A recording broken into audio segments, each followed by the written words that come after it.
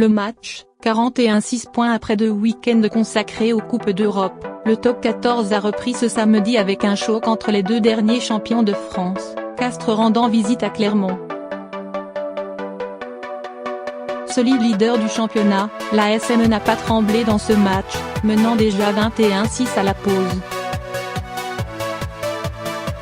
Sous une pluie continue, Clermont a été plus précis et nettement dominé la bataille du jeu au pied, inévitable avec un ballon si glissant.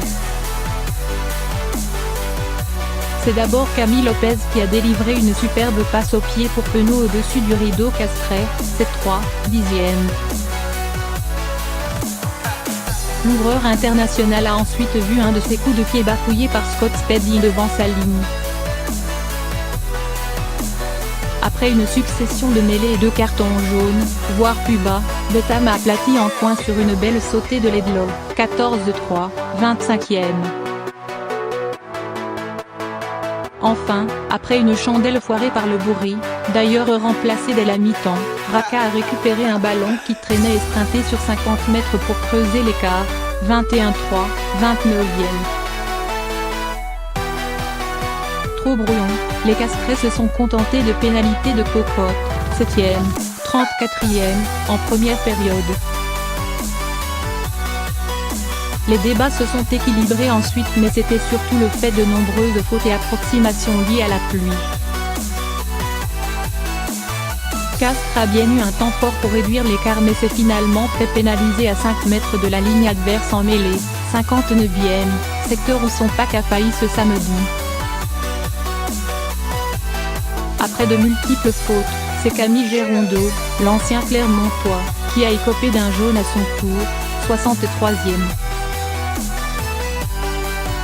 À 14, Castres a sombré en fin de match, encaissant 2 autres essais, partant Corrier, 34-6, 70e, et Yato à la sirène.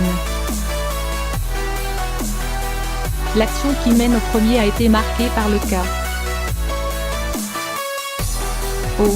de Rémi Lamera.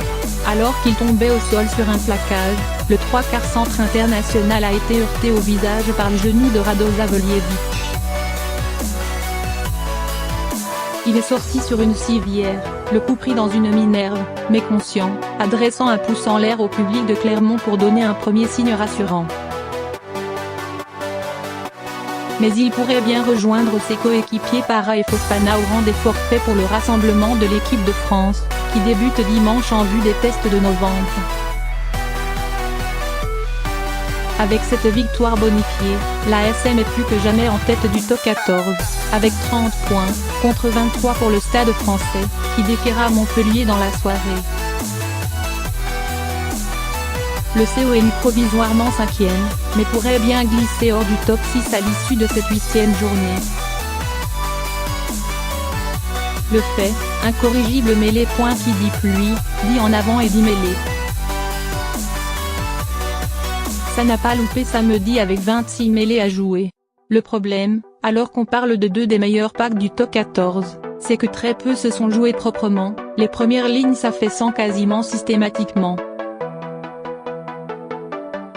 8 ont dû être refaites et Monsieur Reynal, l'arbitre, a dû sévir un nombre incalculable de fois. Déjà, en première période, à force de voir les édifices s'écrouler, il a infligé simultanément un carton jaune au gaucher castrais, Stré, et au droitier clermontois, Slimani, incapable de se lier proprement, 21e. Le remplaçant temporaire, Tichy et Zirakashvili, ont aussi été sermonnés par M. Reynal. Les effondrements se sont succédés au même rythme en deuxième période, faisant fondre le temps de jeu effectif.